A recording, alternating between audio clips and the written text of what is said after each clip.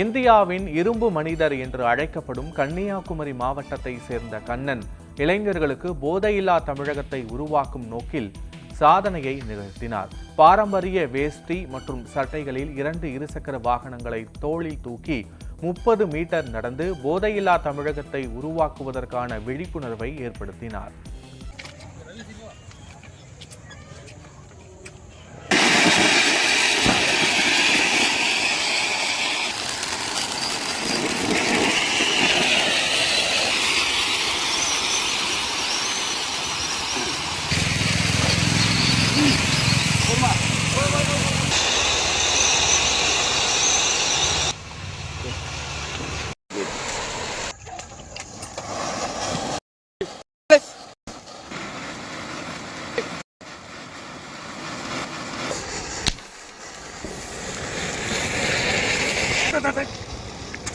Okay then.